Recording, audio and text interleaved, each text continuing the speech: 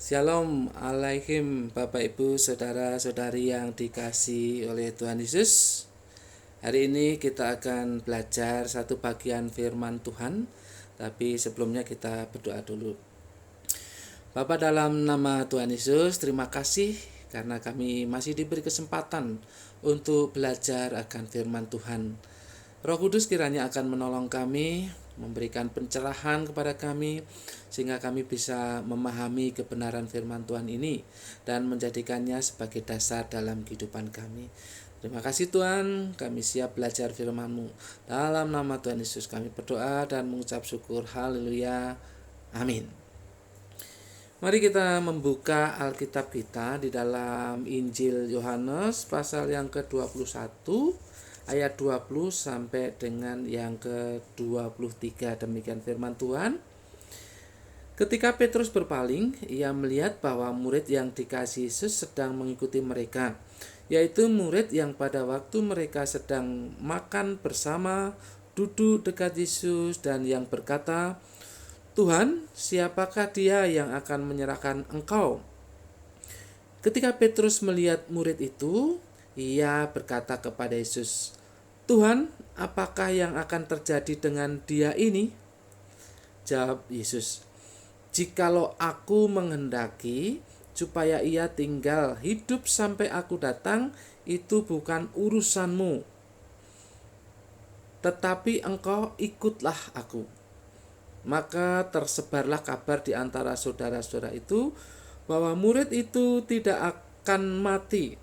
Tapi Yesus tidak mengatakan kepada Petrus bahwa murid itu tidak akan mati, melainkan, "Jikalau aku menghendaki supaya ia tinggal hidup sampai aku datang, itu bukan urusanmu."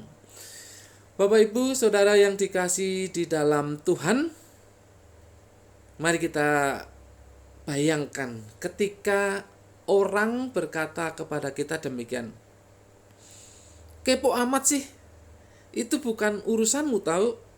Waduh, hati kita mungkin sakit mendengar perkataan itu, atau kita menjadi kesal dengan perkataan itu. Tapi pernyataan itu memang seringkali benar kan dalam kehidupan kita. Seringkali kita kepo, seringkali kita ingin tahu urusan orang lain.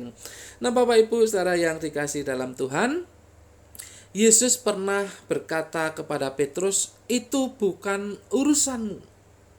Itu bukan urusanmu." Mengapa Yesus berkata kepada Petrus, "Itu bukan urusanmu"? Nah, Yohanes pasal 21 ayat 20 sampai 23 ini paling tidak ada 3 alasan kenapa pernyataan Yesus itu sangat penting untuk kita perhatikan, yaitu itu bukan urusanmu. Yang pertama, alasan yang pertama, karena Petrus tidak fokus. Karena Petrus tidak fokus. Perhatikan ayat yang ke-20 sampai yang ke-21.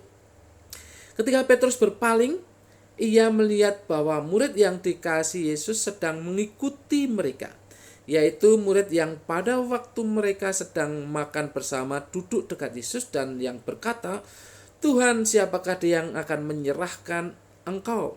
Ketika Petrus melihat murid itu, ia berkata kepada Yesus, "Tuhan, apakah yang akan terjadi dengan dia ini?"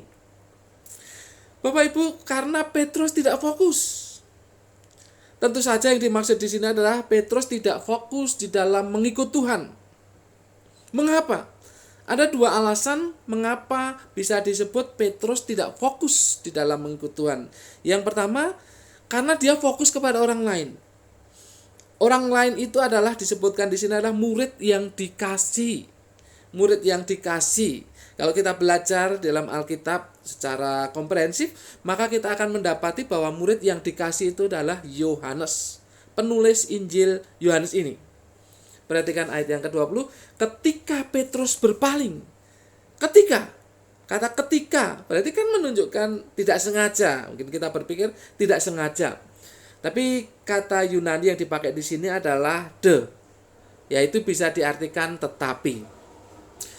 Mungkin saja Yohanes mengikuti dari belakang dengan kresek-kresek gitu ya, terdengar suara oleh Petrus. Makanya Petrus berpaling dan kemudian melihat dia. Sepintas terlihat dia kemudian melihat dia.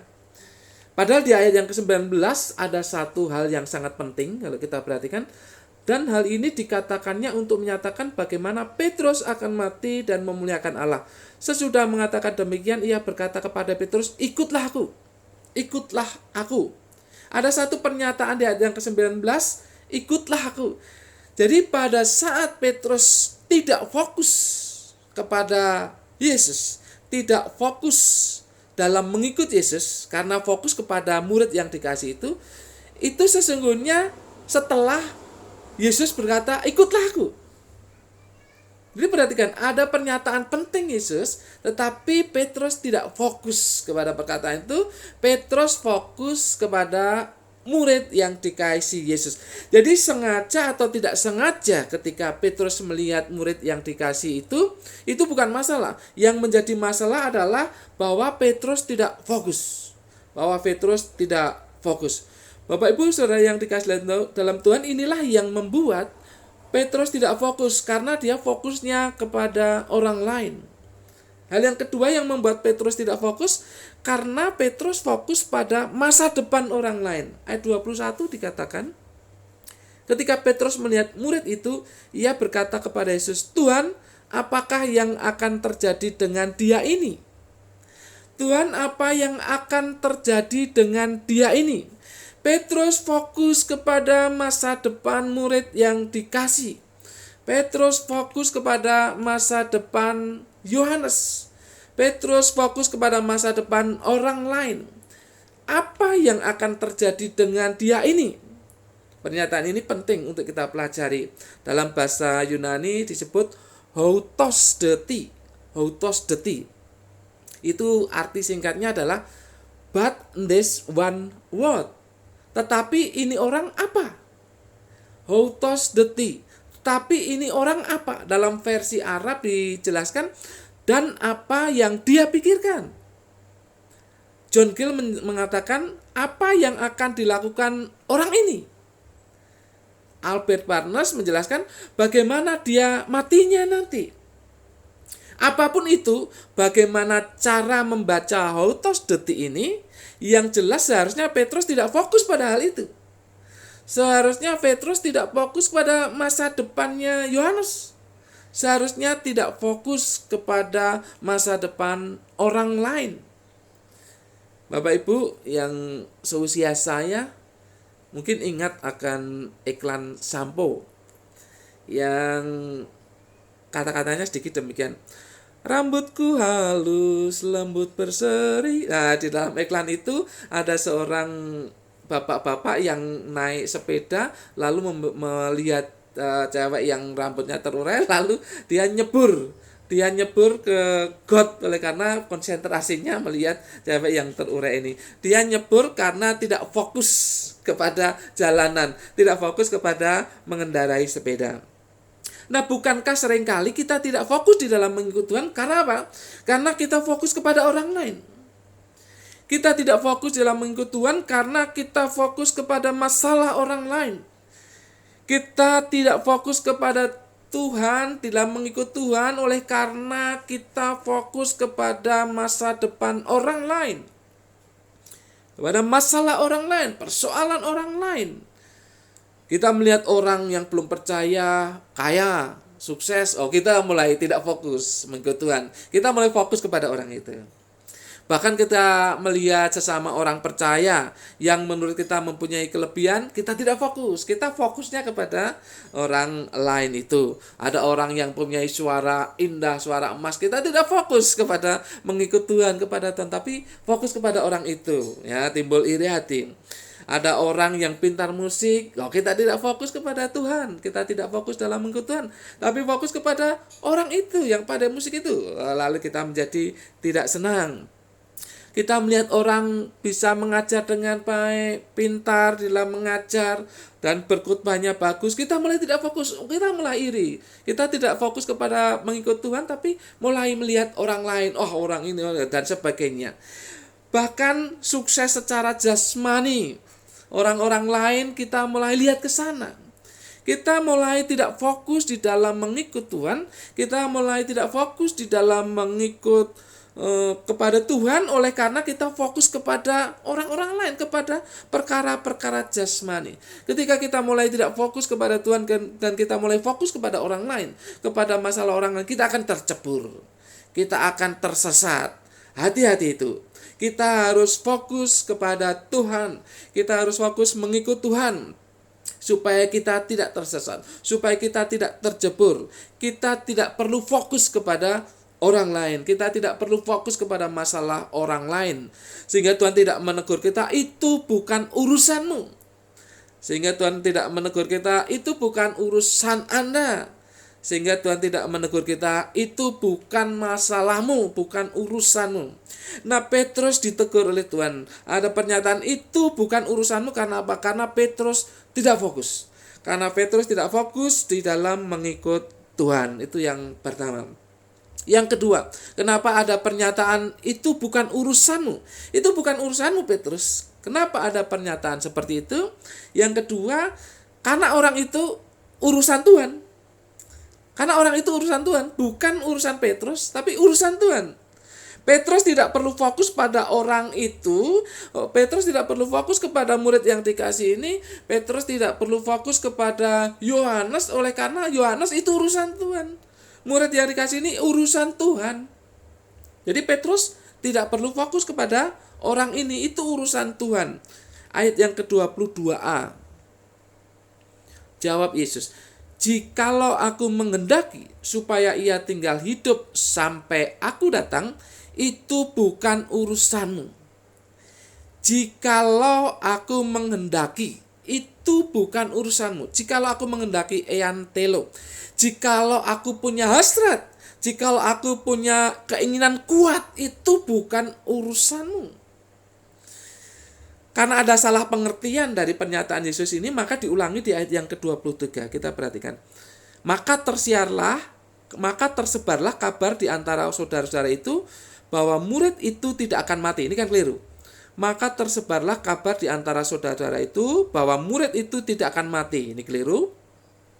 Tapi Yesus tidak mengatakan kepada Petrus, nih ditegaskan di sini. Tapi Yesus tidak mengatakan kepada Petrus bahwa murid itu tidak akan mati, melainkan jikalau aku menghendaki supaya ia tinggal hidup sampai aku datang. Perhatikan. Ada kekeliruan, maka dijelaskan dua kali di sini. Jikalau aku menghendaki, jikalau aku mempunyai hasrat, jikalau aku mempunyai keinginan yang kuat untuk murid ini mau hidup sampai nanti aku datang, itu bukan urusanmu. Nah, ini menunjukkan haknya Yesus. Jikalau aku menghendaki, ini haknya Yesus. Ya, ini haknya Yesus. Apa itu? Jikalau aku menghendaki, ia tinggal hidup sampai aku datang. Sampai aku datang, kapan itu? Sampai aku datang. Ada dua tafsiran ya mengenai sampai aku datang. Yang tafsiran yang pertama adalah Yesus datang dalam penghakiman atas Yerusalem. Yesus datang dalam penghakiman atas Yerusalem itu di tahun yang ke-70, tahun 70 Masehi. Tahun 70 Masehi di mana pasukan Romawi datang menghancurkan Yerusalem. Dan Bait Allah dihancurkan tahun 70 Masehi. Ketika Yesus datang dalam penghakiman itu, siapa yang hidup Rasul? Yang masih hidup, yaitu Yohanes. Sedang Petrus saja matinya tahun sekitar 67 Masehi. Yang masih hidup Yohanes. Maka dikatakan, jikalau aku menghendaki dia hidup sampai aku datang, ini sampai Yesus datang dalam penghakiman menghakimi Yerusalem tahun 70, dia masih hidup. Yohanes masih hidup. Kenyataannya memang masih hidup. Ini tafsiran yang pertama. Tafsiran yang kedua, sampai aku datang ini datang dengan firman-Nya. Yesus datang dengan firman-Nya di Pulau Patmos. Kitab Yohanes menjelaskan bahwa Yesus mendatangi Yohanes dan memberikan firman-Nya kepada Yohanes. Ini tafsiran yang kedua. Tetapi kapanpun Yesus datang, penekanannya adalah bahwa urusan Yohanes adalah urusan Yesus. Kapan Yohanes mau mati, kapan Yohanes mau meninggal, yaitu sampai Yesus datang dan kapan waktunya tidak tahu. Itu bukan urusan Petrus, itu urusan Yesus. Petrus tidak perlu campur tangan. Petrus tidak perlu ikut campur. Karena itu bukan urusan dia, itu urusan Yesus. Nah, oleh sebab itu dikatakan di bagian yang kedua tadi, mengapa ada kata-kata itu bukan urusanmu? Oleh karena urusan orang ini, orang lain ini, murid yang dikasihi Yohanes itu urusan Yesus, bukan urusan Petrus. Nah, Bapak Ibu, ada satu YouTube yang menceritakan ada dua anak kembar. Yang satu ini nakal, suka nakali yang lainnya. Nah, ketika dinakali, anak yang kembarannya ini nangis. Kemudian ayahnya datang. Nah, anak yang nangis ini selalu memberikan sendal kepada ayahnya. Supaya apa? Supaya ayahnya memukul kembarannya yang nakali dia. Selalu itu. Beberapa kali dinakali, nangis, ayahnya datang, bawa sendal. Nih, sendal ayah, ini. Supaya ayahnya mukul. Tetapi ayahnya berkata, itu bukan urusanmu. Itu bukan urusanmu. Selalu ketika dikasih sendal, itu bukan urusanmu. Nah, Bapak Ibu saudara yang dikasih dalam Tuhan, orang lain itu bukan urusan kita. Dalam arti bahwa fokus kita bisa terganggu dalam mengikuti Tuhan karena kita fokus kepada orang lain. Bahkan kita terganggu di dalam menjalankan tugas-tugas pelayanan kita. Oleh karena apa? Kita fokus kepada orang lain. Dan Tuhan katakan orang lain itu bukan urusanmu. Itu urusanku. Tuhan katakan demikian. Itu bukan urusanmu. Kalau ada orang jahat, itu bukan urusan kita menghukum. Kalau ada orang yang menghina kita, itu bukan urusan kita. Kalau ada orang yang menjelekkan kita, itu bukan urusan kita untuk membalasnya. Kalau ada orang yang merendahkan kita, itu bukan urusan kita untuk membalasnya. Kalau ada orang kaya yang pelit, itu juga bukan urusan kita. Kalau ada orang kaya yang kikir, itu bukan urusan kita. Kalau ada orang kaya yang semena-mena, itu bukan urusan kita. Kalau ada orang lain yang usil, bukan urusan kita untuk menghakiminya. Bukan urusan kita. Itu urusan Tuhan. Itu urusan Tuhan. Jadi kita tidak perlu memberi usul kepada Tuhan. Tuhan hukum orang ini. Oh, tidak perlu. Karena itu bukan urusan kita. Tuhan pukul orang ini. Oh, bukan. Itu bukan urusan kita. Tuhan jatuhkan orang ini. Ini bukan urusan kita. Biarin. Itu urusan Tuhan. Supaya apa? Supaya kita fokus dalam mengikuti Tuhan. Sehingga Tuhan tidak katakan itu bukan urusanmu. Tuhan tidak mengatakan itu bukan urusanmu. Oleh karena apa? Karena kita sudah fokus kepada Tuhan. Jadi Tuhan tidak mengatakan itu kepada kita. Jadi alasan kedua kenapa Tuhan mengatakan itu bukan urusanmu. Karena urusan orang lain itu urusan Tuhan. Kemudian yang ketiga, mengapa Tuhan berkata itu bukan urusanmu? Karena bagi Petrus itu punya urusan sendiri. Atau secara lebih luas, bagi setiap orang percaya ada urusannya masing-masing. Yesus mengatakan itu bukan urusanmu. Bagimu masing-masing punya urusan. Bagimu masing-masing punya urusan. Kalau katakan kepada Petrus, itu bukan urusanmu Petrus. Bagimu ada urusan yang lain. Apa urusannya? Ayat 22b dikatakan, tetapi engkau Petrus, ikutlah aku. Itu urusannya. Tetapi engkau ikutlah aku. Itu urusan Petrus dengan Yesus. Tapi engkau ikutlah aku. Bapak Ibu, kata ikut, akolouteo. Ini mengandung pengertian dua, yaitu mengikut di jalan yang sama. Yang kedua, mengikut dalam satu rombongan. Nah, ketika Yesus mengatakan kepada Petrus, ikutlah aku. Yesus tidak mengatakan, ikutlah di jalanku. Ikutlah di jalan yang sama. Ikutlah dalam rombonganku. Di dalam perjalanan pelayanan Yesus kan Yesus mengatakan kepada murid-muridnya, ikutlah aku. Itu maksudnya, ikutlah aku. Maka murid-muridnya kemudian meninggalkan apa yang sedang dikerjakan, lalu mengikut Yesus di jalan Yesus, di jalan yang sama, di jalan yang dilalui Yesus, dan mengikut dalam rombongan Yesus. Itu maksudnya. Tapi intinya kata ikut ini, akolouteo ini adalah mengikut sebagai murid. Mengikut sebagai murid. Ketika Yesus mengatakan kepada Petrus, ikutlah aku, ikut sebagai murid. Murid sejati. Nah, kita lihat konteksnya di ayat yang ke-18 dan 19 ini lebih mendalam lagi, perhatikan. Aku berkata kepadamu, sesungguhnya ketika engkau masih muda, engkau mengikat pinggangmu sendiri dan engkau berjalan kemana saja kau kehendaki. Tetapi jika engkau sudah menjadi tua, engkau akan mengulurkan tanganmu dan orang lain akan mengikat engkau dan membawa engkau ke tempat yang tidak kau kehendaki. Dan hal ini dikatakannya untuk menyatakan bagaimana Petrus akan mati dan memuliakan Allah. Setelah mengatakan demikian, ia berkata kepada Petrus, ikutlah aku. Perhatikan, ketika Yesus mengatakan, ikutlah aku, akolotheo, ikutlah aku, jadilah murid yang sejati. Dan sebagai murid yang sejati, bagaimana masa depannya sudah dikatakan oleh Yesus di ayat 18 sampai dengan yang ke-19 tadi. Artinya bahwa Petrus akan menjadi murid yang sejati, dia akan menjadi saksi, dan akhirnya menjadi martir. Itu urusan Petrus dengan Yesus. Luar biasa. Akhirnya adalah menjadi saksinya. Jadi bukan sekedar murid saja, tapi murid sejati. Murid yang langsung melakukan tindakan-tindakan yang disuruhkan oleh Yesus. Dan rela menyerahkan dirinya kalaupun itu harus terjadi. Jadi menjadi saksinya. Yesus menghendaki Petrus menjadi muridnya, lalu lebih jauh menjadi saksinya, sekalipun dia harus martir. Ini hal yang sangat luar biasa. Jadi urusan Petrus dengan Yesus adalah mengikut Yesus dan menjadi saksinya. Jadi tidak perlu Petrus fokus kepada masa depan murid yang dikasih ini. Kan ini jelas sekali. Bagaimana dengan dia, kan gitu ya. Jadi Petrus tidak mengatakan kepada Yesus, kalau aku nanti menjadi saksimu dan menjadi martir, bagaimana dengan orang ini? Bagaimana dengan Yohanes? Bagaimana dengan murid yang dikasih ini? Ini maksudnya Petrus.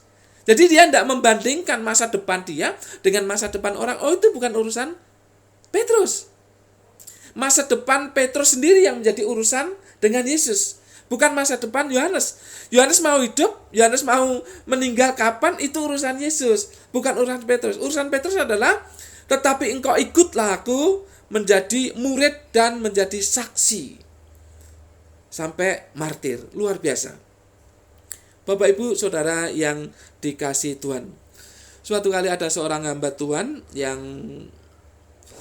berbincang dengan saudaranya, dan saudaranya ini mengatakan kepada hamba Tuhan itu, sudahlah, kamu di sini aja. Sudah enak kok hidupmu. Jangan pindah-pindah lagi ya. Gitu. Ini maksudnya karena hamba Tuhan ini melayani di sebuah gereja yang mapan. Dengan penghasilan gereja yang mapan, dan dia mendapat persembahan kasih bulanan yang mapan, yang enak. Maka saudaranya mengatakan, sudahlah jangan pindah-pindah lagi. Tapi hamba Tuhan ini mengatakan, ya terserah Tuhan mau taruh saya di mana, begitu ya.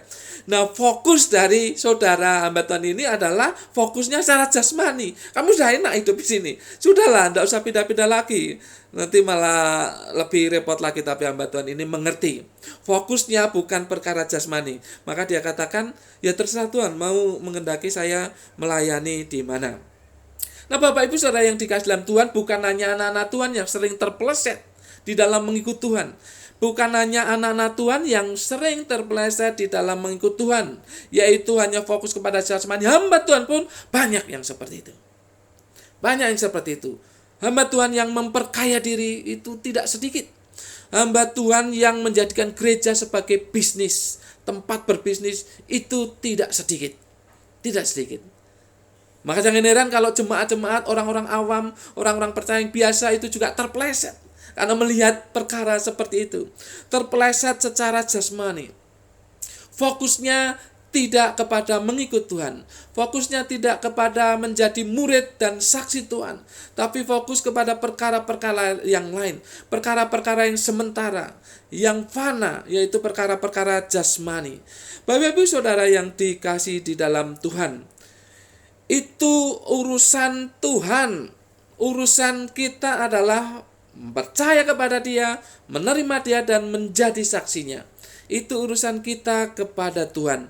Maka ketika kita percaya kepadanya, menerima Dia, menjadi saksinya, maka urusan yang lain pasti akan mengikuti. Kita aminkan hal itu. Ketika kita menerima, kita percaya kepada Tuhan dan menjadi saksinya, maka perkara jasmani itu akan mengikuti kita. Maka kebutuhan-kebutuhan jasmani akan dicukupi oleh Tuhan. Tuhan akan memelihara kita.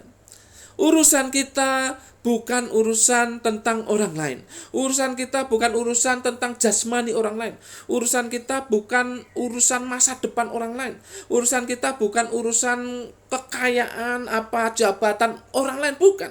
Tapi urusan kita adalah percaya kepada Tuhan, mengikut Tuhan, menjadi saksinya dengan sungguh-sungguh. Maka urusan jasmani Tuhan akan cukupkan, maka Tuhan akan memelihara kita. Bapak Ibu Saudara yang dikasihi di dalam Tuhan, Petrus sampai mendengar perkataan Yesus, itu bukan urusanmu. Oleh karena Petrus tidak fokus dalam mengikut Tuhan. Oleh karena Petrus tidak fokus di dalam mengikut Tuhan, padahal sudah dikatakan dengan jelas, ikutlah aku. Tetapi Petrus tidak fokus. Mengapa Petrus tidak fokus? Karena Petrus fokus kepada orang lain. Petrus fokus kepada masalah orang lain. Mengapa Tuhan mengatakan itu bukan urusanmu? Karena urusan orang lain itu adalah urusan Tuhan, bukan urusan kita. Urusan jasmani orang lain itu urusan Tuhan. Urusan perkara mereka itu urusan Tuhan, bukan urusan kita. Dan urusan kita yang khusus, yang penting adalah percaya, menerima, dan menjadi saksi Tuhan. Kalau kita lakukan itu, maka Tuhan tidak akan mengatakan itu bukan urusanmu. Tuhan tidak akan mengatakan itu bukan urusan Anda. Tuhan akan mengatakan, ikutlah aku, menjadi murid dan menjadi saksiku. Bapak Ibu, mari kita memberikan konsentrasi kita.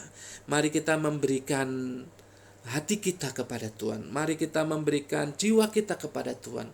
Bukan hanya untuk menyembah, bukan hanya untuk memuji, tetapi untuk melakukan, untuk mengerjakan sebagai murid sejati, sebagai saksi Tuhan.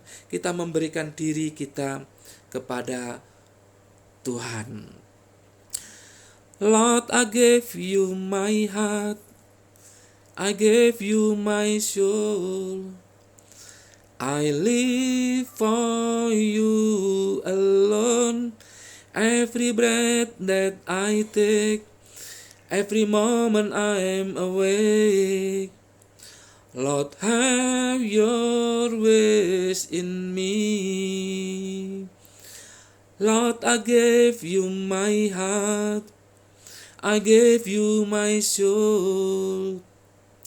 I live for you alone.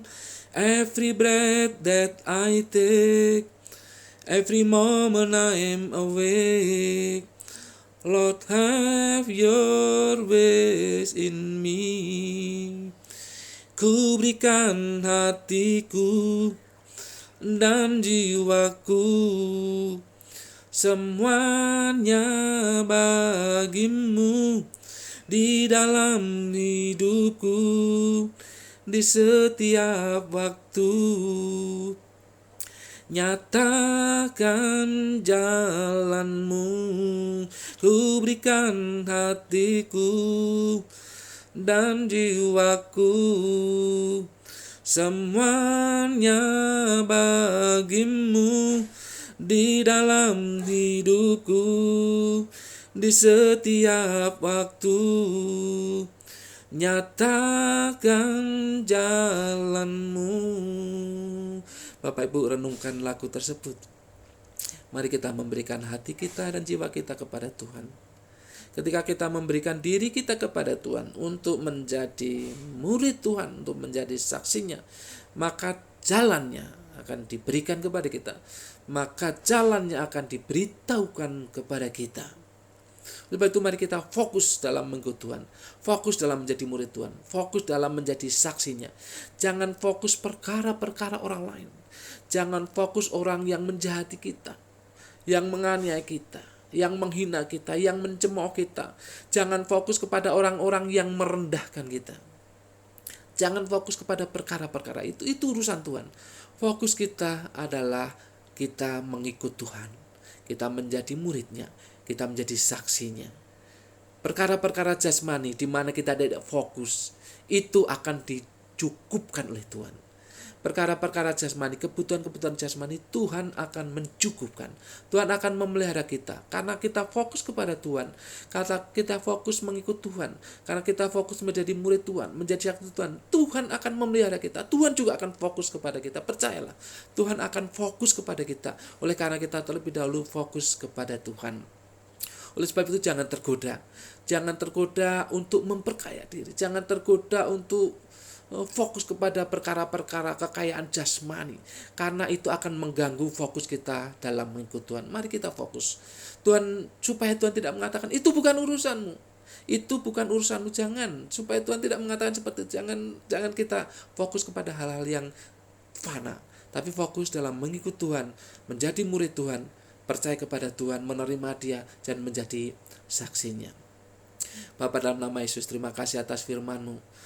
Tuhan, tolong kami untuk bisa fokus kepada Engkau, untuk bisa fokus menjadi murid-Mu, untuk bisa fokus menjadi saksi-Mu. Karena kami tahu Tuhan bahwa Engkau juga akan fokus kepada kami. Engkau akan mencukupkan kebutuhan jasmani. Engkau akan memberikan, memelihara kehidupan kami. Tuhan, kami yakin bahwa ketika kami fokus kepadamu, ketika kami fokus menjadi murid-Mu, maka Engkau fokus kepada kami. Terima kasih Tuhan, kami yakin. Tetapi kami juga serahkan segala persoalan jasmani ke dalam tangan kuasa-Mu. Terima kasih Tuhan, terima kasih. Hamba-Mu berhenti berbicara, tapi Roh Kudus bekerja di hati kami masing-masing, supaya kami tetap menjalankan firman Tuhan ini dalam kehidupan kami, menjadi fokus kepada mengikut Tuhan, yaitu menjadi murid dan saksi Tuhan. Terima kasih Tuhan. Nama-Mu dimuliakan, dan biarlah kami bisa menjadi saksi-Mu. Dalam nama Tuhan Yesus kami berdoa dan mengucap syukur. Haleluya. Amin.